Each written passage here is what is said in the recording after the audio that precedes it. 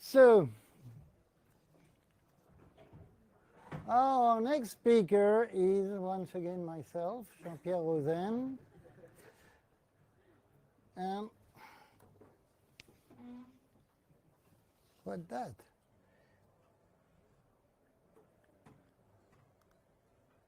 Okay, let's go.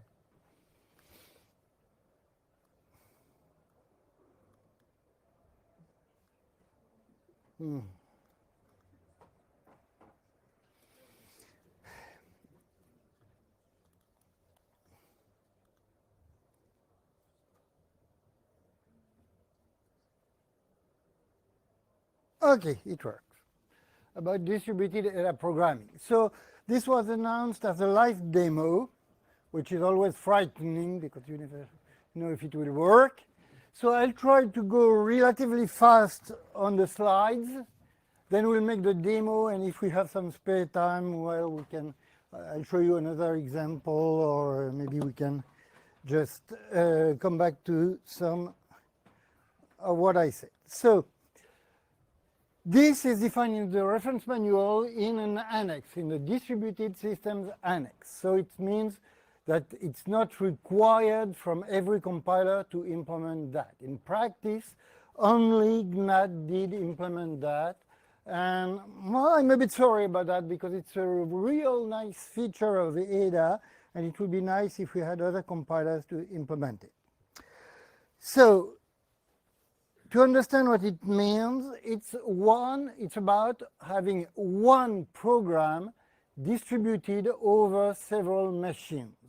You know, distributed systems that work well with several, in general, executions concurrently may have different levels of coupling.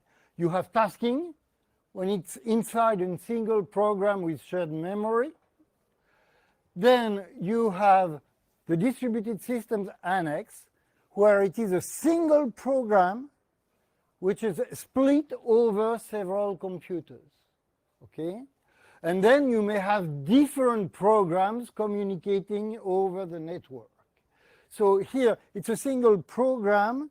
So we'll see it keeps all strong typing and all the check that you can have, but still running on several machines.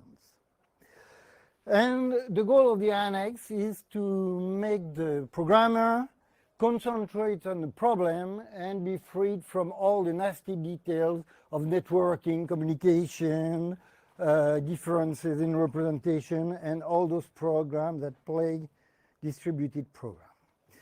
So an ADA program is made of several partitions. So it's a very abstract definition, but to be honest, it's several executables. Okay? You have several executables, you run them together, and together they build the whole program. You have active partition that can run any program, also passive partition that can contain code and data, but no task, nothing that's active. You can even have several main programs. The language requires only at least one main program in one of the partitions, but you may have several main programs, including one in each partition. So this maps to different patterns. For example, if you imagine hardware boards plugged in a backplane, so an active partition will be a processor board with a CPU and whatever, but a passive partition will be a memory board. You can have RAM for variables, RAM where you have the code of your subprograms, but nothing that can run directly on the board. On a local area network, well, it's a classical stuff with computers. You may wonder how you could make passive partitions. Actually, GNAT manages to be able to have passive partitions. Each variable is modeled as a file over NFS. Not very efficient, but it works. Okay? And it provides you with persistence by the same token, so it can be quite interesting if you don't abuse it. And even at the level of inside a single operating system, well, you could view the active partition as the process level. Tasking is about the threads level, and that would be about the process level. And for example, a set of subprograms that is shared between several executables, that would map to a DLL. Okay? So I'm not saying that the current GNAT implementation does all that.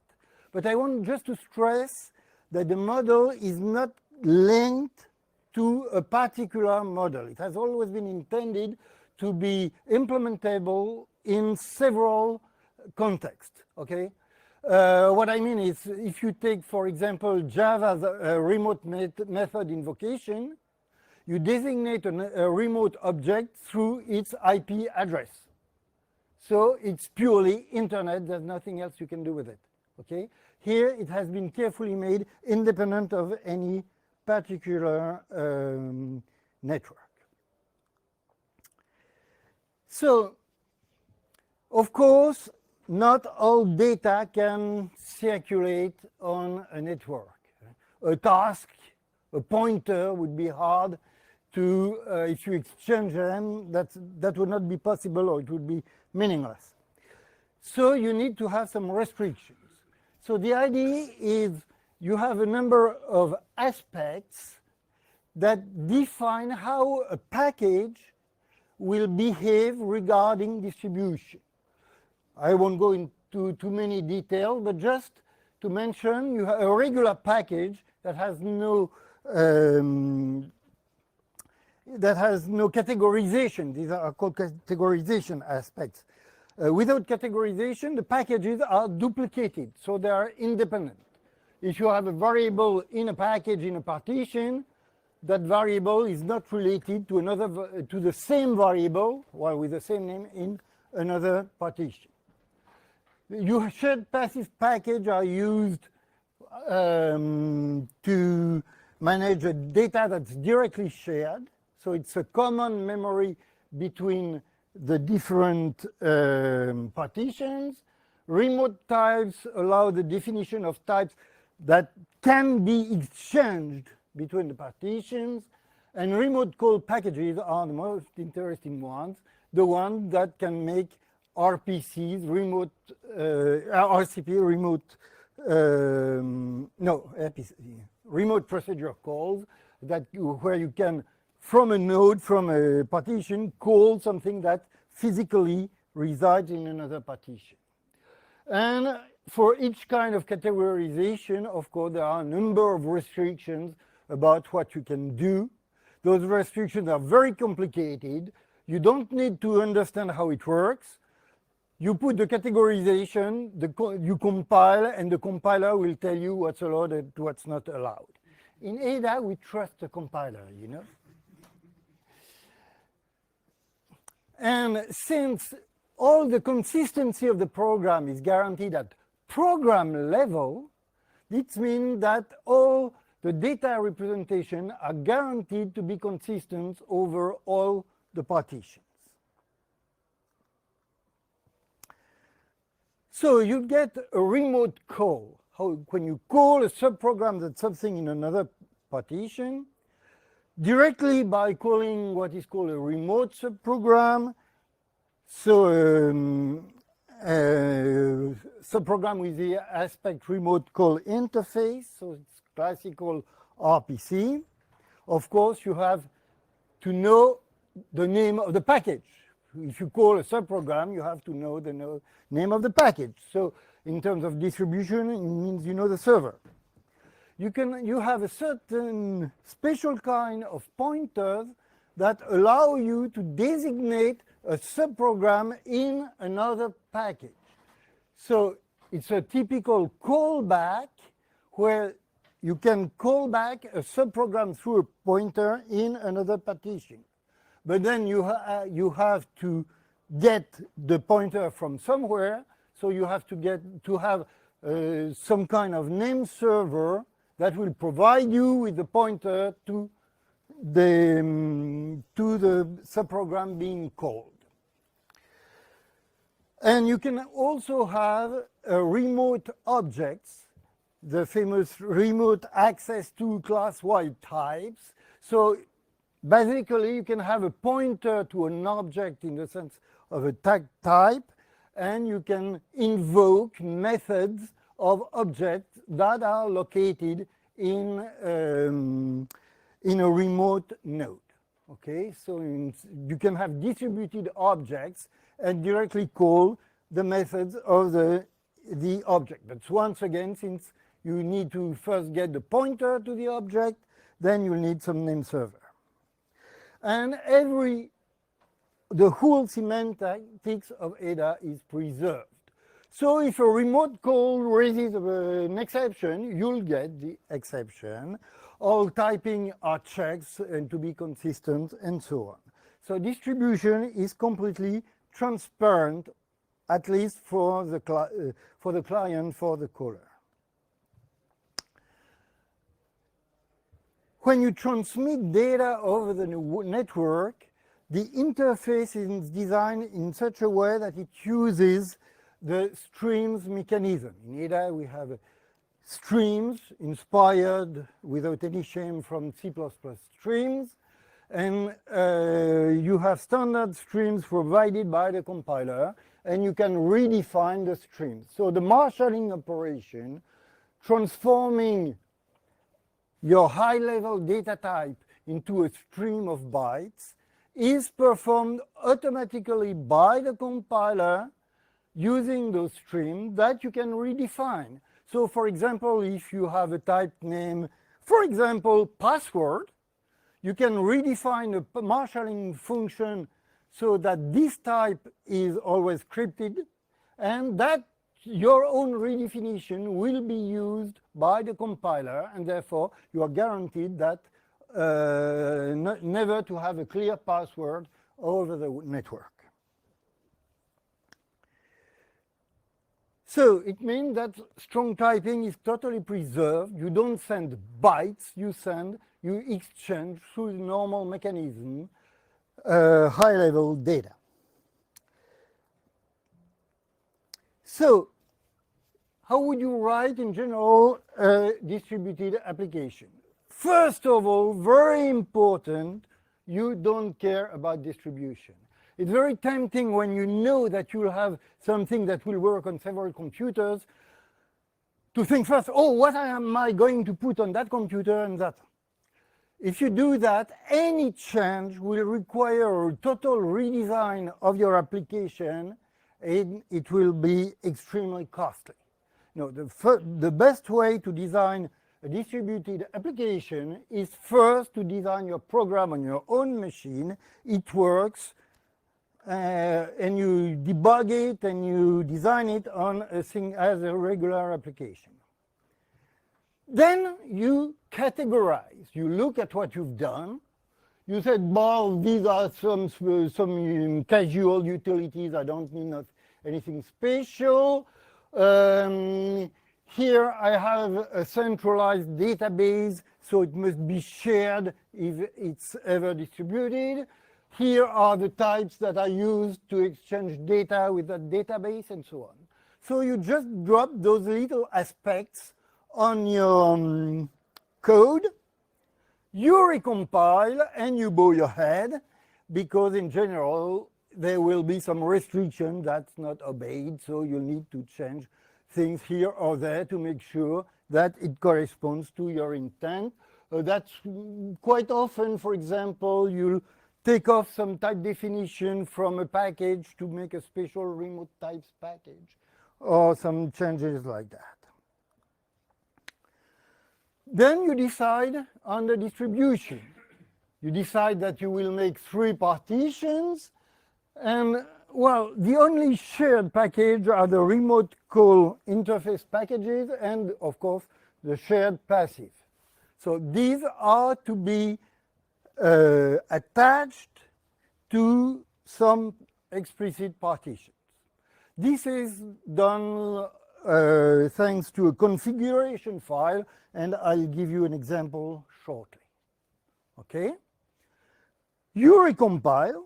The compiler will care about everything. and you will get as many executables as you have defined partitions, and then it's up to you to start your partitions where you want, maybe on the same computer, maybe on a different computer. Okay? So that looks like a miracle. Are there some people who ever wrote distributed applications here? Yeah. Okay, good. So you'll appreciate the demo. Okay. I'll turn now to this. Okay, it's a very simple program. And here I just have all the printing is done through that console package. So console, can you read it, or it's a bit too small? Okay, sorry, but yeah.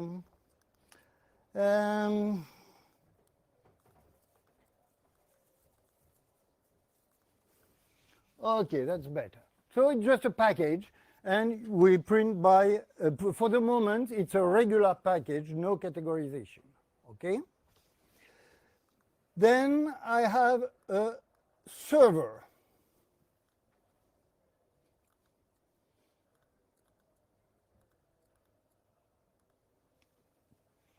This is a remote call interface package. You see there is a primary remote call interface. And what it does, it registered clients. So when a client comes, it calls register. It keeps account of the number of registered clients.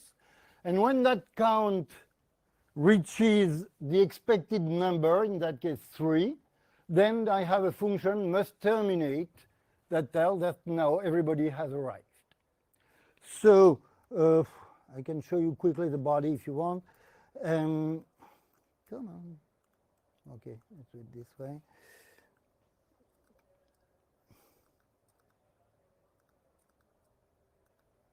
So you see, I just have a global counter. But it's to show you that that counter must be shared between the different partitions, of course. And then the client, that's very simple also. Oops.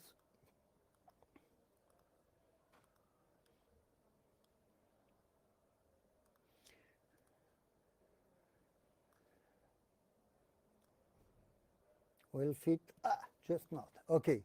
So the client just registers. It prints a message by printing message. Well, it keeps the time. And while not must terminate, while not everybody's there, it loops saying it waits for a certain number of seconds, delays 1 second. And when must terminate becomes true, it just prints that it's terminated. Okay? So, for the moment, the interesting point is the console that prints the message. For now, it's a regular package. It will be duplicated in each partition. So, I prepared everything so we don't waste time, but believe me, I didn't cheat. So, if you want me to recompile in front of you, I'll be happy to do it. Okay? But you're not here to watch compilation time. So if I start partition 1, it should start shortly. Oh, I forgot to mention the server itself, the server package prints when a new client arrives. So you have seen that. Can you see that? Excuse me? Oh, yes, sure. That's better. Okay, a bit small, but I think you can see. So it prints in its own window. And now I start the second partition, which is printing. You see the server print on the left, and here it prints on its own window. Okay, if I start a third client, then everybody terminates, the count has been reached, and everybody terminates. Okay? Now, let's have some fun.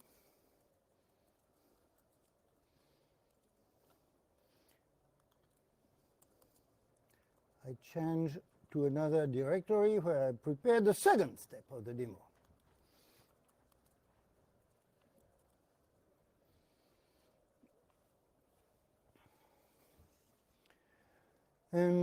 Okay. So now, oh, I forgot to show you something important. Sorry. The configuration.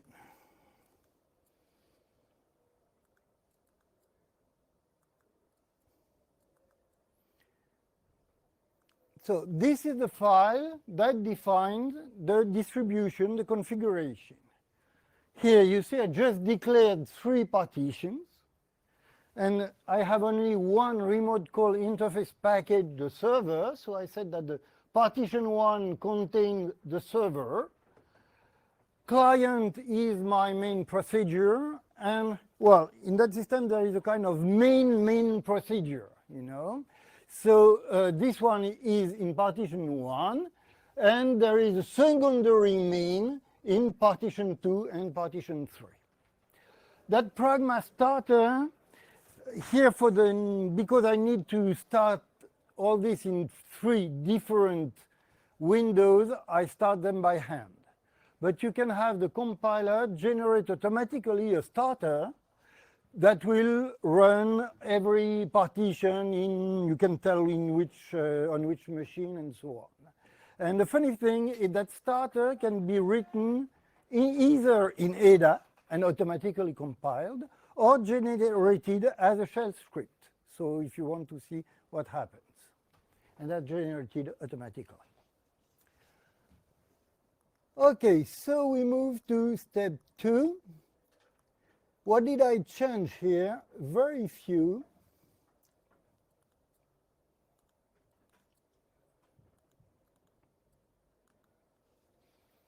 I just added in my console Pragma remote call interface.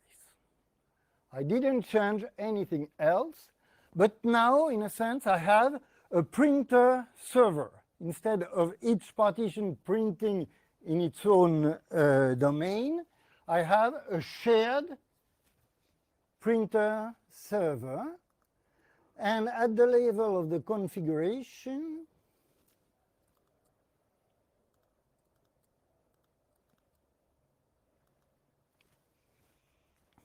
you see I just added console. Since now it's a remote call interface package, it has to be assigned to a certain partition. So I assign it to partition 1, and the rest is the same. And then you recompile, and I start partition 1. There is a kind of middleware in behind. If I have some time, maybe I told you. For now, it seems like before. But if now I start partition 2, all messages for partition 2 are printed in the same window, because that's the first window is where the printer server resides. Okay? And of course, if I start my third partition, we'll see a new client, and then everybody terminates. Okay? Now imagine that I made some insufficient design about the load of my server, and that first server is really too heavily loaded. Okay, that happens quite often on distributed systems. It's hard to foresee what the actual load will be. So I decide I'll put a 4th machine that will just hold the message server, the console. Fine.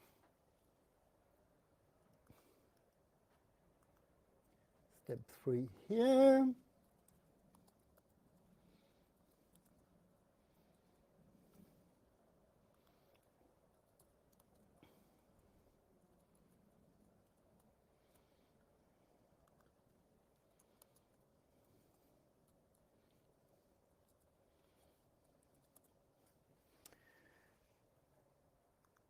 I didn't change anything in the EDA.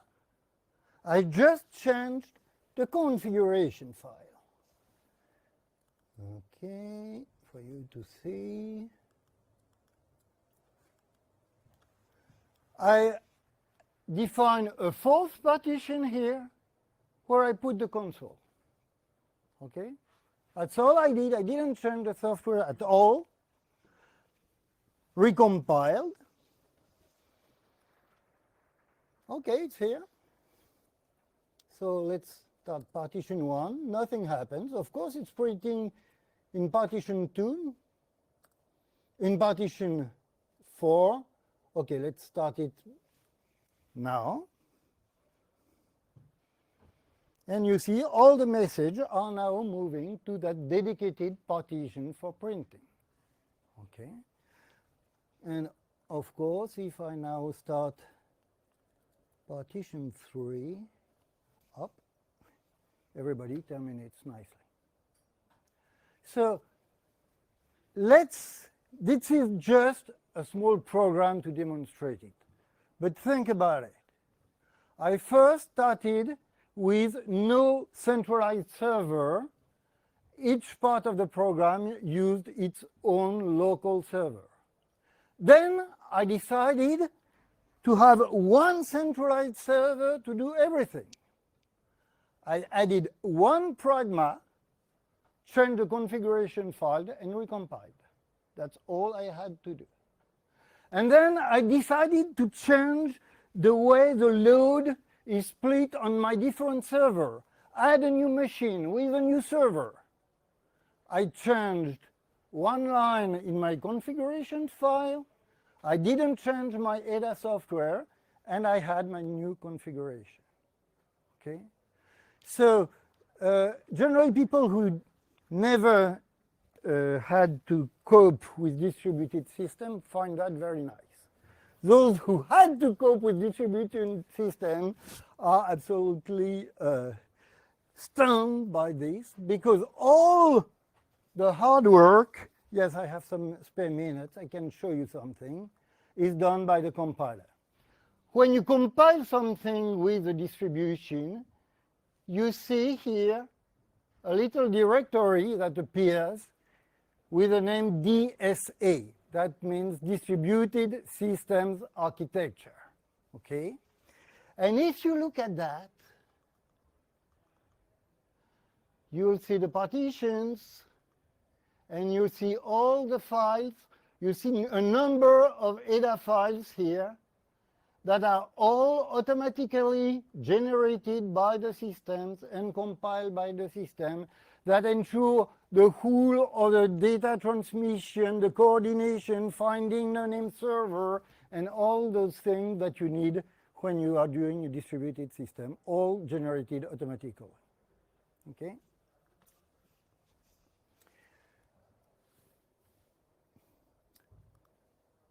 Fine.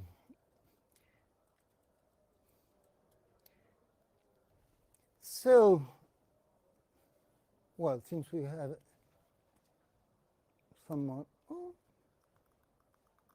well, it restarted. So now I'll show you another example how to make distributed objects. So it's not a live demo because it would be a bit long to do it. Imagine you have a tapes. Well, nowadays, of course, you don't use tapes anymore, but could be any server. Do you? Well, for archiving. Well, when you see the amount of data you can put on a micro SD card, it's really impressive. Anyway, so imagine I have one computer here, here, that manages tapes. Okay. So first, I define an abstract data type, tape, with pure means it's another categorization package that means that there is no side effect. And well, the basic operation, rewind, read, and write. Okay. If I want to access a distributed object, I mentioned that I need a name server. So on a different partition, I have that name server here. So it's a remote call interface, so you know where it is.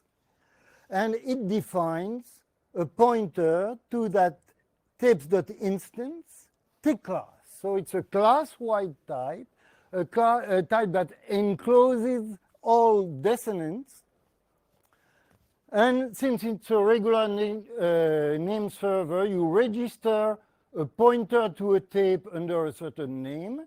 You can find from a name the pointer, the corresponding pointer, and you can unregister it if you want.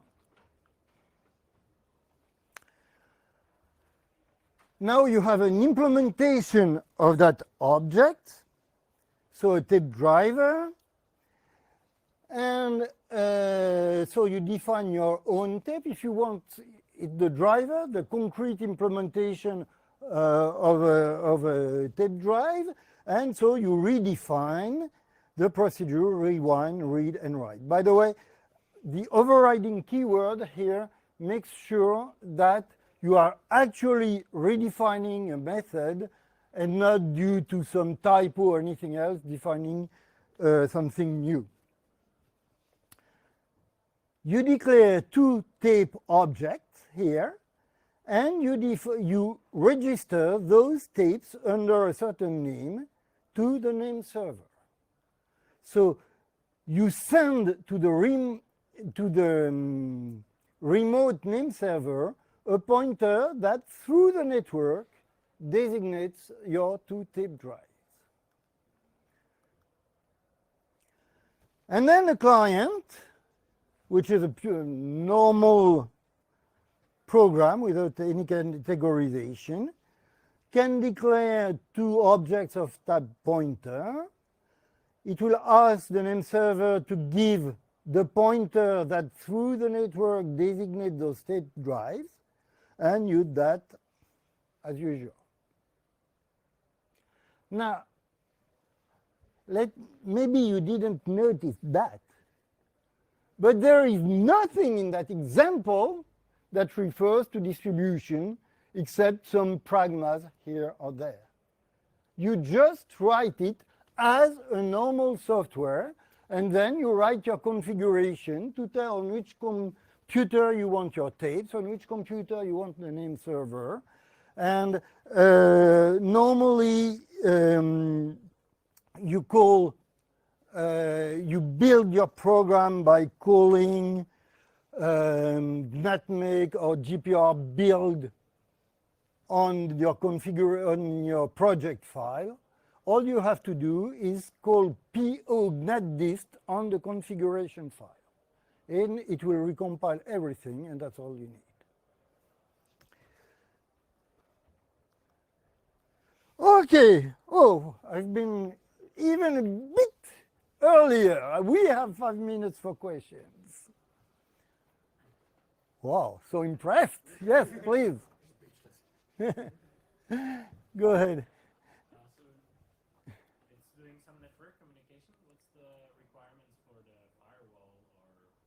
Okay, well, there is, of course, oh yes.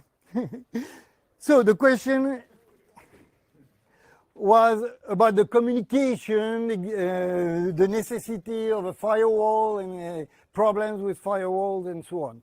Of course, you need some middleware.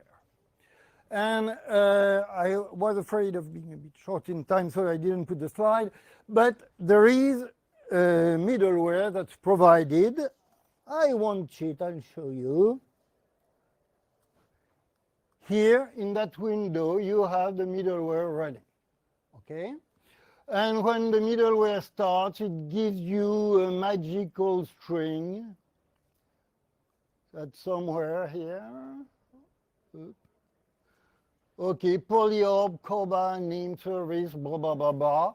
And you have to set some environment variable to that magical string so that you have to boot from something, from somewhere, of course. Now, of course, that middleware must be accessible from your partitions.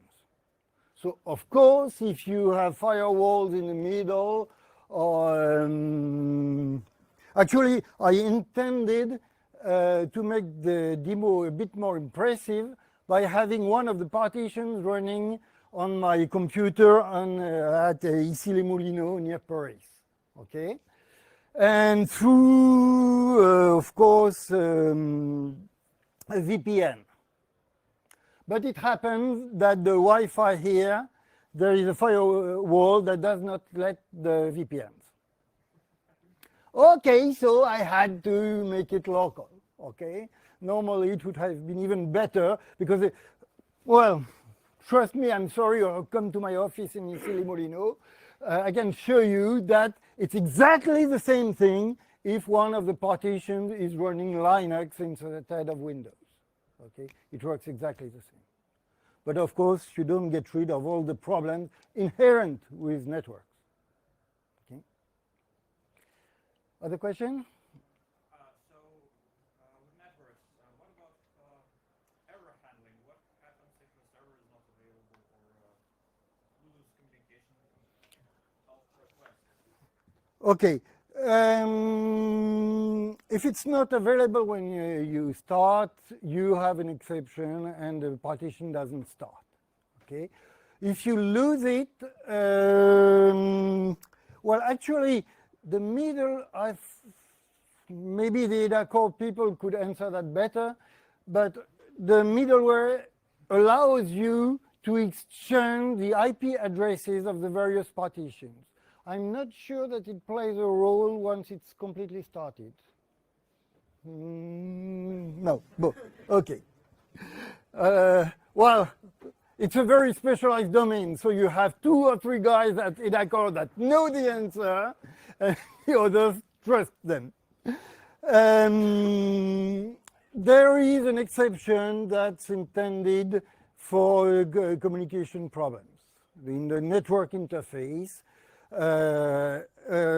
Yes, I can mention that now.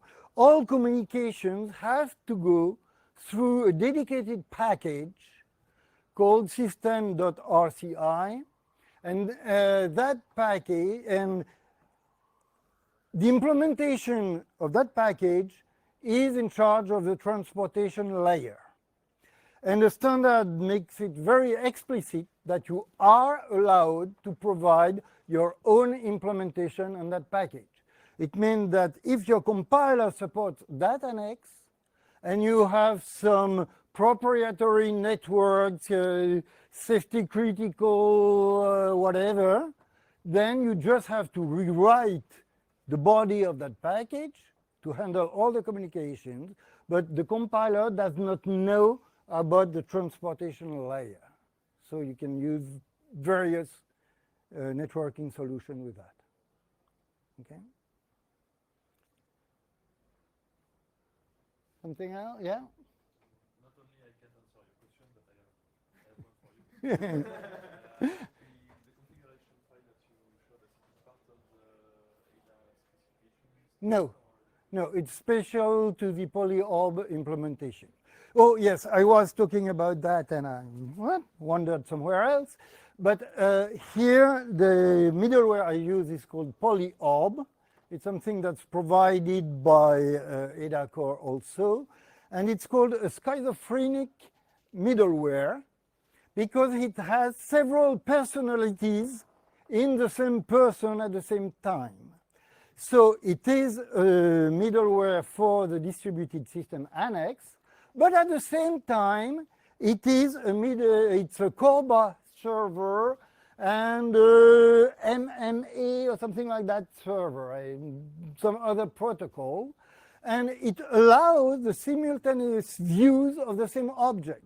So you can declare a distributed object in Ada as a tag type, and from your C++ application, it will be viewed as a Corba class. Okay, so you can exchange data with different protocols, and the middleware does the translation between the different views, the different personalities of the middleware. Anything else? Okay, I think I'm right in time. Yeah? Ah. Okay. With pleasure. What's the main difference between the DSA and Corba? Why don't you? Is it only because it's Ada only, or is the mechanism? No. In Corba, you declare the types, and it's intended for different applications that communicate through shared objects. And you hope that the ideal is the same on the various applications. Ideal is the Corba language for defining the shared objects. But there is no cross-checks, for example, that the various applications use the same definition of your Corba object. Okay? In Ada, it's all compiled together with all the type controls that we are used to with Ada. So there is a guarantee that the data representation and the objects will be the same in all your partitions. But it's a single program split over several partitions. With Corba, it's more a way of having different programs that communicate through objects. So there is a difference. Okay? Thank you for your attention.